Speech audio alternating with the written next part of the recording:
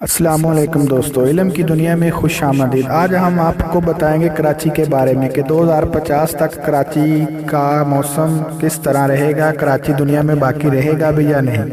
کراچی 2050 تک آدھے سے زیادہ زیر آب ہو چکا ہوگا، جہاں گلوبل وارمنگ اور کلائمیٹ چینج کی وجہ سے سی لیول زیادہ ہو رہا ہے، ادھر ہی زمین پر باریک کنکریٹ اور ٹھوس وزنی ایشیا کی وجہ سے بھی زمین نیچے دنس رہی ہے، کیونکہ بڑے بڑے شہروں میں کنکریٹ بہت زیادہ ہوتا ہے، جس بنا پر یہی بڑے بڑے شہر زمین میں نیچے کی طرف بڑی تیزی سے کے ساتھ جا رہے ہیں، اور بڑے بڑے شہر تقریباً زیادہ ساحل سمندر پر واقع ہوتے ہیں، اس لیے وہاں یہ چیزیں زیادہ محسوس ہوتی ہیں۔ حالانکہ زمین مجموعی طور پر نیچے کو جا رہی ہے، سی لیول کے بڑھنے کی سب سے بڑی وجہ گلیشیئر کا پگھلنا ہے، کیونکہ ہمارے ٹوٹل پانی کا 2% حصہ گلیشیئر کی صورت میں منجمد پڑا ہے، جو گلوبل وارمنگ کی وجہ سے آہستہ آہستہ پگھل رہا ہے، اور ایک اندازے کے مطابق 2050 تک 50% گلیشیئر پگھل جائیں گے۔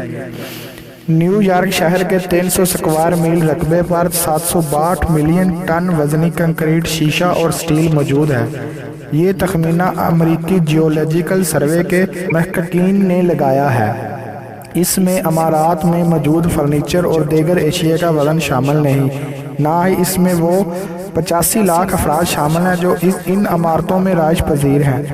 ان تمام وزن کا اس زمین پر حیران کن حد تک اثر پڑ رہا ہے جس پر یہ عمارت تعمیر کی گئی۔ مئی میں شائع ہونے والی ایک تحقیق کے مطابق نیو یارک میں سالانہ 1 سے 2 ملی میٹر کے حساب سے دنس رہی ہے، جس کی ایک وجہ ان عمارتوں کا دباؤ ہے۔ 2020 میں انسان کی تعمیر کردہ ایشیا تمام جانداروں کی مجموعے سے زیادہ بڑھ چکی تھی۔